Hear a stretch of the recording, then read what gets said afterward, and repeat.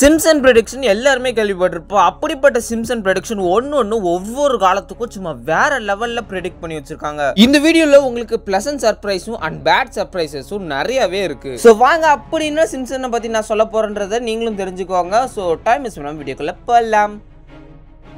இந்த வீடியோவில் முதல்ல பார்க்க போகிறது மீட் தி சிம்சன். நீங்கள் இது வரைக்கும் நான் சொன்னது சிம்சன்ஸ்னா என்னன்னு தெரியலனா, அதாவது சிம்சன்ஸ்ன்றது ஒரு கார்ட்டூன் ஷோ. இந்த கார்ட்டூன் ஷோவில் மொத்தமாக ஒரு ஃபேமிலியில் 5 பேர் இருப்பாங்க. இந்த 5 பேர் சேர்ந்து ஊரே கலப்பாங்க. ஊர் மட்டும் இல்லை, இந்த உலகத்தையே கலக்குவாங்க. அதை தான் இந்த ஒரு கார்ட்டூன் ஷோவில் காமிப்பாங்க. இந்த கார்ட்டூன் ஷோ எப்போ ஸ்டார்ட் பண்ணாங்கன்னு பார்த்தீங்கன்னா யுனைடெட் ஸ்டேட்ஸில் 1987 அப்போ ஸ்டார்ட் பண்ணியிருக்காங்க. ஸ்டார்ட் பண்ண கொஞ்சம் மாசத்துலேயே வந்து பார்த்தீங்கன்னா இந்த ஒரு ஷோ செம்மையாக ஃபேமஸ் ஆகுது. அதுவும் இந்த கேரக்டர் ஷோஸோட முகத்தெல்லாம் பார்த்தீங்கன்னா ரொம்பவுமே காமெடியாக, அது மட்டும் இல்லாமல் இவங்க கலராக இருப்பாங்க. அது மட்டும் இல்லாமல் இது வந்து ஒரு காமெடியை பேஸ் பண்ண ஒரு கார்ட்டூன் ஷோ, ரொம்பவுமே சூப்பராக இருக்கும். இது முக்கியமாக நம்மளை சிரிக்க வைக்கும். அதுக்கப்புறம் இல்லாமல் இது முக்கியமாக ப்ரிடிக்ட் பண்ணும் ஃபியூச்சரை. அதை தான் இந்த ஒரு கார்ட்டூன் ஷோவில் காமிப்பாங்க. டிவியில் ஏதாவது ஒரு ஷோ வைரலானா போதும், அதை பற்றி நிறைய கான்ட்ரவர்சியலான டாபிக் வரும். அதே மாதிரி எந்த ஒரு சிம்சன் ஷோக்கும் அந்த காலத்திலே வந்து பார்த்தீங்கன்னா ஒரு கான்ட்ரவர்சியலான ஒரு ஷோன்னு சொல்லி பேரே வந்துருச்சு. இது இன்னுமே புரியல, நீ சொல்கிறது ரொம்பவுமே குழப்பமாக இருக்குன்னா, அதாவது இப்போ இருக்கிற வருஷம் 2024. இந்த வருஷத்தை உங்களுக்கு 1999 உங்கள்கிட்ட இந்த மாதிரிலாம் நடக்க போகுதுன்னு சொன்னால் உங்களுக்கு எப்படி இருக்கும்? கிட்டத்தட்ட இது வந்து ஒரு ஜோசியக்கார ஷோ மாதிரின்னு வச்சுக்கோங்க. இந்த வீடியோவில் பார்க்க போகிறது பாஸ்ட் ப்ரெடிக்ஷன்ஸ். அதாவது இவங்க ப்ரெடிக்ட் பண்ணி எல்லாமே நல்லபடியாக நடந்து சில வருடங்களுக்கு முன் 1995 ஒரு எபிசோடு வருது, லியாஸ் வெட்டிங் அப்படின்றது. அதில் வந்து பார்த்தீங்கன்னா இவன் லவ்வர்கிட்ட, அதாவது இவன் கல்யாணம் பண்ணிக்க போகிற பொண்ணுக்கிட்ட வீடியோ காலில் பேசுவான். அந்த காலத்தில் ஃபோன் இருக்கிறதே கஷ்டம், ஆனால் இவன் வந்து வீடியோ காலில் பேசுவான். 1995 காலத்தில் வந்து பார்த்திங்கன்னா ஒயர்லெஸ் ஃபோனே வந்து ரொம்பவும் கம்மி தான். அது மட்டும் இல்லாமல் வீடியோ காலுன்ற ஆப்ஷன் ரொம்பவுமே கம்மி, அதாவது இல்லவே இல்லாத காலம். அதுக்கப்புறம் பார்த்திங்கன்னா இந்த ஷோ வந்த கொஞ்சம் வருஷத்துக்கு அப்புறம், அதாவது எக்ஸாக்டாக சொல்லணும்னா 2 வருஷத்துக்கு அப்புறம் பிளாக்பெரி அப்படின்ற ஒரு பெரிய மொபைல் கம்பெனி அவங்களோட பிளாக்பெரி மொபைலில் ஃபோனை இன்ட்ரடியூஸ் பண்ணுறாங்க. அதில் வந்து பார்த்திங்கன்னா வீடியோ கால் நம்மளால் பேசிக்க முடியும் அந்த மாதிரியும் சொல்கிறாங்க. நம்ம இந்தியாக்கெல்லாம் எப்படி நோக்கியாவோ அதே மாதிரி வெளிநாட்டில் வந்து பார்த்திங்கன்னா பிளாக்பெரி ஃபோன்ஸ், அதுக்குன்னு சொல்லி ஒரு தனி ஃபேன் பேஸே இருக்குது. ஒரு நாஸ்டாலஜிக் பீரியடில் வந்து ஒரு மொபைல் ஃபோன் தான் இது. பிளாக்பெரி ஃபோன்ஸ் நீங்கள் யாராவது யூஸ் பண்ணியிருந்தீங்கன்னா மறக்காம கமெண்ட்டில் சொல்லுங்கள், நானும் தெரிஞ்சுப்பேன். சரி வாங்க டாபிக்குள்ளே போகலாம். பிளாக்பெரி ஃபோன்ஸும் வந்து பார்த்தீங்கன்னா அதாவது அவங்க வீடியோ கால் ஆப்ஷனை கொண்டு வந்தாங்க. இது வந்து ஒரு ப்ரெடிக்ஷனா. அடுத்து 2008 பார்த்தீங்கன்னா, அதாவது இந்த சிம்சன் ஷோவில் வந்து பார்த்தீங்கன்னா அவனோட ரிஸ்ட் வாட்சில் வந்து கால் பண்ணி பேசுவான். அது எப்படி பண்ண முடியும்? அதாவது வாட்சில் வந்து காலே பண்ண முடியாது, வாட்சுன்றது வெறும் டைம் பார்க்க மட்டும்தான். ஆனால் இந்த சிம்சன் ஷோவில் 2008 அப்போ ரிஸ்ட் வாட்சில் அவன் கால் பண்ணுற மாதிரி காமிச்சிருப்பாங்க. இப்போ இருக்கிற மாடர்ன் டெக்னாலஜி, அதாவது இந்த 2022 வந்துருச்சு இப்போ வாட்ச்லாம். அந்த ஸ்மார்ட் வாட்சில் பார்த்திங்கன்னா இப்போ கால் பண்ண முடியும், வீடியோ கால் பண்ண முடியும். பார்த்தீங்களா, இது எல்லாமே வந்து எப்போ நம்மளுக்கு தெரியல. அதாவது 2008 காலத்திலே சிம்சன்ஸில் வந்து பார்த்திங்கன்னா இந்த மாதிரி காமிச்சிட்டாங்க. இப்போ நம்மளால் சாதா ஸ்மார்ட் வாட்சில் வந்து கால் பண்ணிக்க முடியும், வீடியோ கால் பண்ணிக்க முடியும், கேமரா ஷேர் பண்ணிக்க முடியும், மியூசிக் கேட்க முடியும் ப்ளூடூத் ஹெட்ஸோட. இன்னொன்று செம்மையான இது ப்ரெடிக்ஷன். அதாவது 2000 காலகட்டத்தில் ஒரு காய் வந்து நேஷ்னல் செக்யூரிட்டி ஏஜென்சிலேருந்து ஒரு இன்ஃபர்மேஷனை எடுத்துகிட்டு இன்னொரு, அதாவது கியூபான்ற இடத்துக்கு ஓடி போயிடுவாங்க அந்த மாதிரி சொல்லி சிம்சனில் ப்ரெடிக்ஷன் பண்ணியிருக்கோம். இந்த சிம்சன் ஷோ வந்து 13 வருஷம் கழித்து இதே மாதிரி ஒரு சம்பவம் நடக்குது. அதாவது NSA நேஷ்னல் செக்யூரிட்டி ஏஜென்சிலேருந்து இதே மாதிரி ஒரு சீக்ரெட்ஸ் எல்லாம் திருடிட்டு போயிட்டு கூபாவில் கொடுக்குற மாதிரி, அதாவது எஸ்கேப் ஆகி போகிற மாதிரி ஒரு சம்பவம் பார்த்திங்கன்னா உண்மையாகவே நடக்குது. நீங்களாம் கேட்கலாம், நல்ல விஷயத்தை மட்டும் தானே சொல்லணும் அப்படின்னு பார்த்தீங்கன்னா, இங்கே இருக்கிற சிம்சன் ஷோ வந்து பார்த்திங்கன்னா எல்லாமே சொல்லுது. அதாவது அந்த நேஷ்னல் செக்யூரிட்டிலேருந்து திருடிட்டு அந்த இன்ஃபர்மேஷன்லாம் கலெக்ட் பண்ணிட்டு போய் இன்னொரு இடத்துல கொடுக்குற இன்ஃபர்மேஷனையும் சொல்லிடுறாங்க.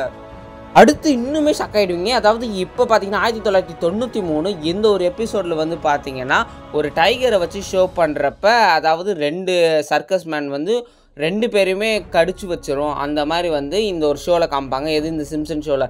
இதே மாதிரி கிட்டத்தட்ட 2003 பார்த்தீங்கன்னா இதே மாதிரி 2 மேஜிக் மேன் வந்து ஒயிட் டைகர் வச்சு பர்ஃபார்ம் பண்ணுறப்ப டக்குன்னு ஏதோ இந்த ஒயிட் டைகர் வந்து அவங்களோட முதுகில் வந்து ஏதோ கடிச்சிடுற மாதிரியோ ஏதோ புடன்ற மாதிரியோ ஒரு சீன் ஆகிடும். அப்போ வந்து பார்த்திங்கன்னா இது ஒரிஜினலாகவே நடந்திருக்கு. இது என்ன தான் அவங்க சர்க்கஸ்காரங்க காரணம் சொன்னாலுமே இந்த சிம்சன் ஷோவில் ப்ரெடிக்ட் பண்ணியிருக்க மாதிரி இந்த ஒரு விஷயம் நடந்திருக்கு. அந்த ஒரு கார்ட்டூன் ஷோவில் அந்த புலி வந்து கடுப்பாகி இந்த 2 மெஜிஷியன்ஸையும் வந்து அப்படியே வந்து கடிச்சு கொதற மாதிரி காமிப்பாங்க. இதே மாதிரி வந்து பார்த்திங்கன்னா உண்மையான மேஜிக் ஷோவில் வந்து, அதாவது 2003 நடந்த ஒரு பெரிய மேஜிக் ஷோவில் இந்த மாதிரி கடிச்சிடுச்சு. அதாவது அந்த மேஜிக் மேனே கடிச்சிடுச்சு அந்த மாதிரி சொல்லி ஒரு பெரிய பிரச்சனையாச்சு. இதுக்கப்புறம் வர்றது ரொம்பவுமே நீங்கள் ஷாக் ஆகிடுவீங்க. அதாவது என்னென்னு பார்த்தீங்கன்னா, இப்போ கொஞ்சம் வருஷத்துக்கு முன்னாடி, அதாவது 2 வருஷத்துக்கு முன்னாடி கோவிட்-19 ஒன்று கேள்விப்பட்டிருப்போம்ல. இந்த ஒரு கோவிட்-19 சிம்சன் வந்து எப்பயோ ப்ரிடிக்ட் பண்ணி சொல்லிட்டாங்க. அதாவது 1993 மெர்ஜிங் செயின்ஸ் அப்படின்னு சொல்லி ஒரு எபிசோடு. அந்த எபிசோட்லேயே வந்து பார்த்திங்கன்னா கொரோனா வைரஸ் வரப்போகுது. ஆனால் கொரோனா வைரஸ்ன்னு சொல்லி அதுக்கு ஒசாக்கா ஃப்ளூ அப்படின்னு சொல்லி ஒரு ப்ரிடிக்ட் பண்ணியிருக்காங்க. இந்த ஒசாக்கா ஃப்ளூ தான் காலகட்டம் இப்போ மாதிரி கிட்டத்தட்ட கோவிட்-19 சொல்லி ஒன்று பரவுச்சு. இந்த கார்ட்டூன் ஷோவில் எப்படி காமிச்சிருப்பாங்கன்னா, ஒரு பாக்ஸை திறப்பாங்க. அதுலேருந்து திறந்தோடனே ஒரு ஃப்ளூ மாதிரி வந்து, அதாவது ஒரு ஈக்கள் கூட்டம் மாதிரி வந்து எல்லாருக்கிட்டையுமே அந்த வைரஸை பரப்பிடும். அது ஒன்றுத்துல எல்லா இடத்துலையும் இது மாதிரி போய் பரவும். அது மட்டும் இல்லாமல் எல்லோரும் பாக்ஸில் போட்டு அடைச்சி அது இன்னொருத்தவங்களுக்கு கொடுக்குறப்ப அப்படியே டக்குன்னு எல்லாருக்குமே பரவுற மாதிரி காமிப்பாங்க. கோவிட்-19 அந்த காலத்தில் வரப்போ, அதாவது மற்றவங்க தொட்டாலோ தும்முனாலோ எச்சு பட்டாலோ இந்த மாதிரி வந்து கொரோனா வைரஸ் வந்து பரவுற மாதிரி தான் காமிச்சிருக்காங்க. அதே மாதிரி இன்னொன்று, அதாவது வெளிநாட்டில் இருக்க டாம் ஹேங்க்ஸ் அப்படின்ற ஒருத்தருக்கு வந்து பார்த்திங்கன்னா கொரோனா வைரஸ் பரவும் அப்படின்னு சொல்லி அந்த சிம்சனில் காமிச்சிருப்பாங்க. இந்த சிம்சன் வந்து கொஞ்சம் வருஷம் கழிச்சு, அதாவது இந்த 19 இந்த காலகட்டம், அதாவது 2019 2020 வந்து பார்த்திங்கன்னா டாம் ஹேங்க்ஸ் அண்ட் ஒய்ஃபுக்கு உண்மையாகவே அவங்களுக்கு கொரோனா வைரஸ் பரவி அவங்களுக்கு பாசிட்டிவ்னே வந்துருச்சு. சிம்சன் ப்ரெடிக்ஷன் ஒன்றுமே நாளுக்கு நாள் வந்து பார்த்திங்கன்னா ரொம்பவும் பெருசாக காமிக்கிறாங்க. அதே மாதிரி வந்து பார்த்திங்கன்னா நாட்டிலையும் அதே மாதிரி நடந்துக்கிட்டு இருக்குது. அடுத்து என்ன தான் காமிக்க போகிறாங்க அப்படின்னு சொல்லி ஈகராக வெயிட் பண்ணிகிட்டு இருக்கப்ப சிம்சன் கொண்டு வந்தது டொனால்ட் ட்ரம்ப்பை பற்றி. டொனால்ட் ட்ரம்ப்புக்கு நடந்த மாதிரியே நிறைய பேருக்கு, அதாவது அந்த டொனால்ட் ட்ரம்ப்பே காமிச்சிருப்பாங்க. அவருக்கு எப்படி நடந்ததோ அந்த கார்ட்டூனில் அதே மாதிரி நேர்லேயும் நடந்தது. இப்போ 2024 இது இப்போ, அதாவது இந்த வருஷத்தில் நடக்க போகிறதையும் ஏற்கனவே ப்ரிடிக்ட் பண்ணியிருந்தாங்க. அதாவது இந்த வருஷத்தில் வந்து பார்த்திங்கன்னா ரைஸ் ஆஃப் ஏஐ அப்படின்ற சொல்லி ஒரு கான்செப்டை கொண்டு வராங்க. அதாவது இப்போ இந்த ஒரு காலகட்டத்தில் எல்லாருக்குமே தெரியும், ரோபோட்ஸை வச்சு எல்லா வேலையுமே வாங்குறாங்க. அதனால் மனுஷங்களுக்கு வேலை வந்து ரொம்பவுமே கம்மியாயிடுச்சு. அதாவது ChatGPT வந்ததுக்கப்புறம் ஒரு பெரிய ப்ரொஃபஷ்னல் எப்படியெல்லாம் பண்ணுறாங்களோ அது எல்லாமே வந்து இந்த ஒரு ரோபோட்ஸ் மற்றும் ஏஐ வந்து ஆக்கமிருச்சு. அதாவது மனுஷங்க சும்மா டைப் பண்ணாலே போதும், அதுக்கேற்ற மாதிரி ப்ராம்ப்ட்டு, அதுக்கேற்ற மாதிரி சர்வீஸ் எல்லாமே வந்து ரோபோட்ஸ் அண்டு ஏஐ வந்து க்ரியேட் பண்ணி கொடுக்குது. இதனால் வந்து மனுஷங்களுக்கு வேலையே கிடையாது.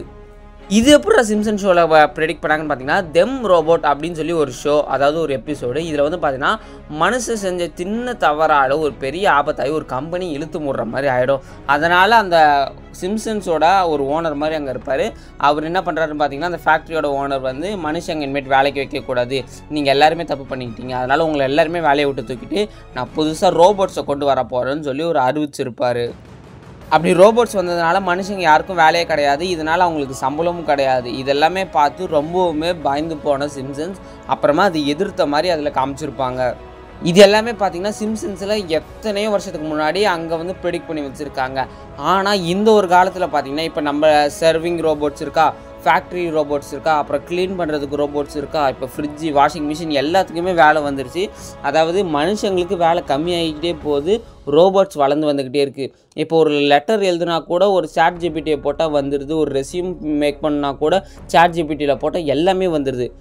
அதாவது ஒரு ப்ரோக்ராமிங் பண்ணால் கூட ஒரு ஏஐ வச்சு சின்னதாக ஈஸியாக முடிச்சிடலாம். அதாவது நம்மளுக்கு வேலையே இல்லாத மாதிரி பண்ணிடலாம். இதை நினச்சி நம்மளுக்கு என்ன தான் சந்தோஷமாக இருந்தாலும் நம்ம வேலையெல்லாம் கம்மியாயிடுச்சுன்னா கூட வருங்காலத்தில் நம்மளுக்கு அந்த மாதிரி வேலையே இருக்காது. இதை தெரிஞ்சுக்கிட்ட கூகுள் நிறுவனத்தோட ஒரு வேலையாளர், அதாவது இவர் பேர் பிளாக்கி, இவர் வந்து பார்த்திங்கன்னா ஏஐக்கு எதிராக இருந்தார். ஏன்னா இதெல்லாம் வந்ததுன்னா நம்ம உலகமே வந்து வேலை இல்லாமல் கஷ்டப்படும் அப்படின்னு சொல்லி இவர் வேலையை விட்டே நின்றுட்டாராம்.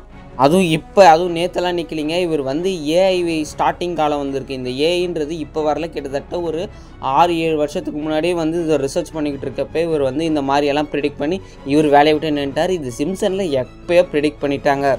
இப்போ டெல்லியிலலாம் ரோபோட்ஸ் வர ஆரம்பிச்சிடுச்சு. ஏதாவது ஒரு ப்ரொமோஷனாக ரோபோட்ஸை வச்சு பண்ணுறாங்க. அது மட்டும் இல்லாமல் இப்போ சென்னையில் கூட ரெஸ்டாரண்ட்ஸ்லாம் ரோபோட்ஸ் வந்துடுச்சு. ரோபோட்ஸை பார்க்க ஆச்சரியமாக இருந்தால் கூட எல்லாமே, அதாவது இன்னும் கொஞ்ச நாள் காலத்தில் எப்படியெல்லாம் வரப்போகுதுன்னா இதில் காமிச்சிருக்காங்க போலீஸோட ரோபோட்ஸ்லாம் வரப்போகுது அப்படின்றாங்க. இன்னும் அதை மாரி போனால் ஒய்ஃப் ரோபோட்ஸ்லாம் வரப்போகுது அப்படின்றாங்க. இப்போயே பார்த்தீங்கன்னா இந்த ரோபோட்டை நீங்கள் கன்ஃபார்ம் பார்த்துருப்பீங்க. இந்த ஒரு லேடி ரோபோட் வந்து வேர்ல்டு ஃபுல்லாக ஃபேமஸ்ஸு. இன்னும் கொஞ்ச நாளில் இதே மாதிரி நிறைய ரோபோட்ஸ் வரப்போகுது. ஸோ இந்த மாதிரி ரோபோட்ஸ் வரது உங்களுக்கு பிடிச்சிருக்கா பிடிக்கலையா, இந்த ஏஐ வளர்றது உங்களுக்கு பிடிச்சிருக்கா பிடிக்கலையான்றதை கமெண்ட்ஸில் உங்களோட கருத்துக்களை சொல்லுங்கள். இதே மாதிரி இந்த சிம்சன்ஸை பற்றி உங்களுக்கு ஏதாவது கருத்துக்கள் தோணுச்சா கமெண்ட்ஸில் சொல்லுங்கள். இதே மாதிரி இன்னொரு சூப்பரான வீடியோவில் உங்களை பார்க்குறேன். அதுவரை இந்த வீடியோ பற்றி லைக் பண்ணி ஷேர் பண்ணி மறக்காமல் நம்ம சேனலை சப்ஸ்கிரைப் பண்ணுங்கள். இன்னும் சூப்பரான வீடியோ பார்க்குறேன். Tata bye bye, see you.